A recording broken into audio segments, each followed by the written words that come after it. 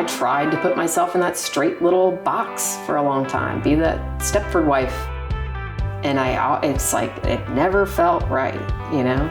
With coming out later in life, it's not like you can just come out. You can't just come out. You've got a million other things that you have to think about and consider and undo. And that goes for really anybody, even if you haven't been in a marriage and you're coming out later. People judge you in a lot of ways for it. I've been accused of lying to my husband and like, oh, you should have never even married him. You knew. And I didn't know, did not know. But there are women that do know when they get married.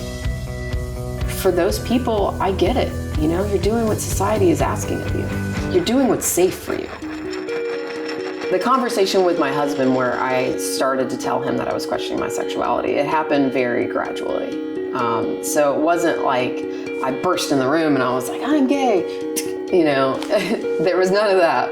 It was very much like, okay, like I'm having these thoughts and I don't really know what to do with them. I didn't want to in any way be unfaithful to him. As his wife, I wanted him to know that I was having those feelings and that they were getting to be stronger and stronger. And, you know, initially I was identifying as bisexual, and that felt good, felt right, and it made sense. You know, of course you are, you slept with men. We together decided that I should find a therapist to speak to about what I was going through. I don't know that I'm coming out, but I definitely need to talk to someone who has experience with like kind of this midlife shift in sexuality. And so I did a few sessions with her and sat there and sobbed the whole time. I remember at one point, my therapist said to me, "You feel that it's inevitable." And I said, "What?" And she said, "That you're going to get divorced." And it was like, it was such like being hit by a Mack truck. I felt so deflated because she could see it, but I couldn't see it yet. And that led us into the marriage therapy, which we gave a shot, just to try to figure out how are we gonna navigate this? Like, what does this mean?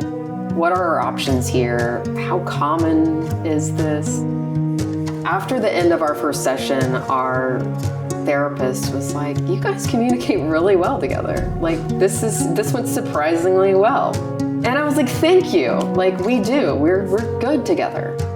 But by the end of our fourth session, she said, "I can't do anything for you guys."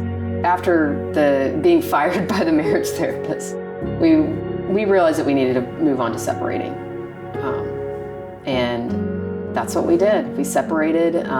We initially did something called nest parenting, which is where each parent continues to live in the household and so do the kids, but whichever parent does not have custody of the children at that time leaves the house. I needed to know if I was going to miss this relationship. I needed to know if I was going to miss him. I miss him, but I miss the friendship. I miss the co-parent. I don't miss the intimacy. It was very much the data that I needed to see what we needed to do. And he dated as well during that time. Then he met someone that he really hit it off with, and they're still together today.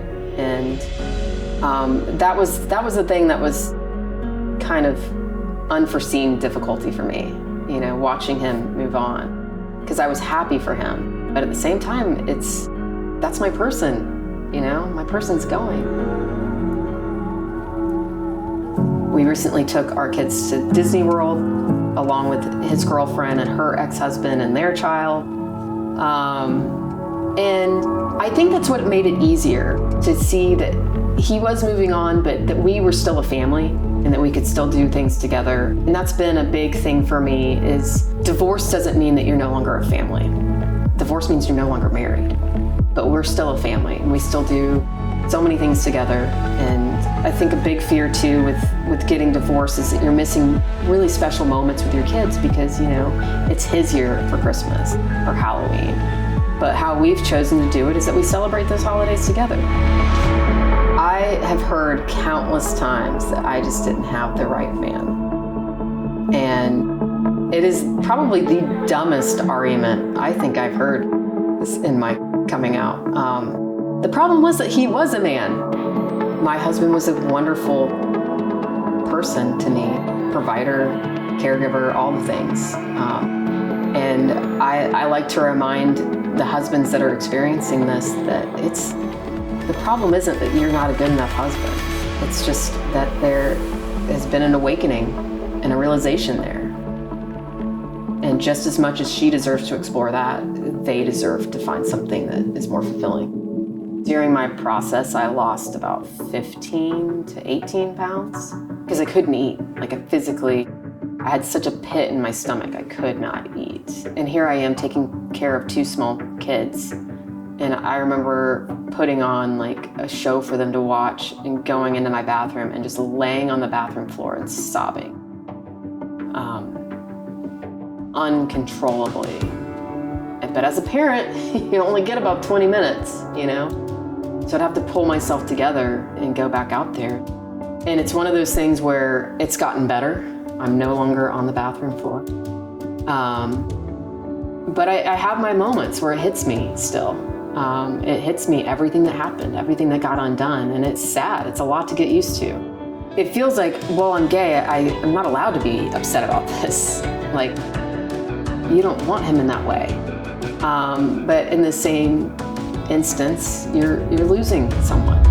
We've been divorced for 4 years now, and it's still one of those things where I'm like, wow, I'm not married to him anymore. Spent 14 years of my life with him. So it was very much grieving my marriage itself, but also grieving the future that I thought I had, and going into a future that I have no idea what it looks like. I don't know if I'm going to find a partner.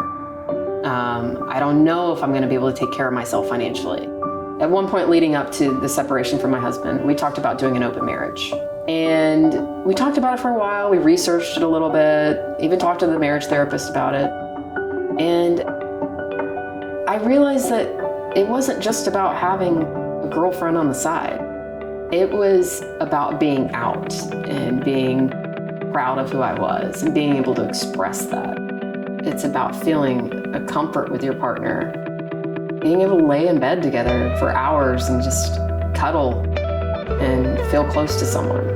I never had that closeness with a man. I think it was hard for me to get used to at first, dating women, being so open emotionally, having such deep conversations. I just wasn't used to it. But honestly, it's been really rewarding to finally allow myself to open up in so many ways on an emotional level that I never would have allowed myself to before. Now, intimacy is something that I look forward to. I don't need alcohol for. It feels so good that even at 41, I can feel that way. And that's just, it's one of the great things about being alive and on this planet, is to experience true intimacy. I can't say that I've ever regretted doing any of this, getting a divorce, coming out. There are moments where it is hard and you wonder if you did the right thing, because there is a lot of grief that comes with it. There's a lot of sadness, but I think about where I am today and where I was on the bathroom floor and how vastly different I feel and how I finally feel like myself for the first time in my life. And I also think about that my story is helping other people. Being authentic has opened doors for me since coming out. It's allowed me to let go of so many opinions, not just about my sexuality, but who I am as a person, and allowed me to get creative again. I started doing stand-up comedy a couple years ago because I thought to myself, what's more scary than coming out? Nothing. Nothing is more scary than telling my religious parents that I'm gay. And so why not do stand-up, I've started writing creatively, writing a book and writing scripts for a TV show. It's allowed me to let go on so many levels. And also allowed me to meet so many people that I would have never met before. A few years ago, a friend of mine that I met in the group for coming out later, we started a podcast called The Lesbian Chronicles. And we cover everything about coming out, from how to approach the subject with your husband, how to let go of that guilt and shame that comes from coming out later, how to date, how to meet women, and we take a very fun approach to the whole thing. It is a serious subject and it's hard, for sure, but we try to give people a little bit like of an uplift in it. It's grown a lot. We have listeners in 40 countries. We get emails daily from people saying how much we're helping them, and it's been an incredibly rewarding experience. The number of people that I hear from all the time that say, you doing this has inspired me to do it. And that's another thing that gives me peace. And when I was going through my process and trying to navigate everything, I felt like I couldn't find any information on coming out later. I remember at one point I was like, I'm the first one. Like everybody else realized when they were 16 and I'm just like showing up here. It's a very underrepresented portion of the community. There's like this hush about it, You can come out later, but don't broadcast it. Don't broadcast that you had a marriage previously. If someone asks, you can explain where the kids came from, but for the most part, it feels like a lot of people didn't want to talk about it. There was a shame around it. And when I was going through this, I thought to myself, like, I've got to talk about this. Like, there's people like me out there that need to know this information. They need to know that they're going to be okay and that it's doable. I mean, getting a divorce is one of the most traumatic things you can go through. Getting a divorce and trying to explore your sexuality, like, it's hard and scary on a level that most people have never faced before in their lives because they have been following the path of least resistance and being a people pleaser.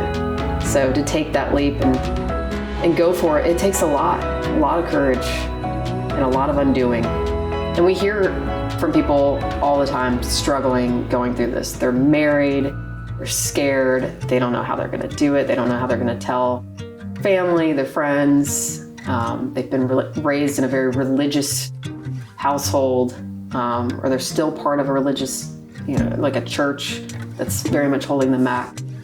And I think the biggest thing that is holding them back in this is fear, and fear of the unknown, and fear, taking that leap of faith.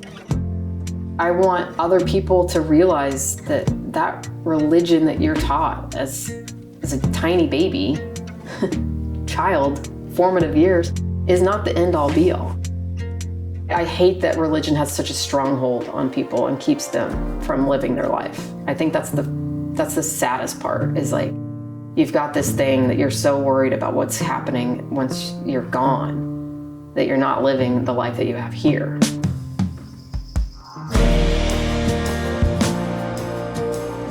It's not only the fear of judgment of your family and friends and having to undo your whole life, but it's not knowing. And not knowing if there's gonna be anyone there at the finish line. And I had that fear for a long time during the past few years with dating and things not working out. I realized that it was more than that. It was more than finding a person. It was more about finding me and being authentic to myself and letting go of other people's expectations, and living my life for me and who I wanted to be.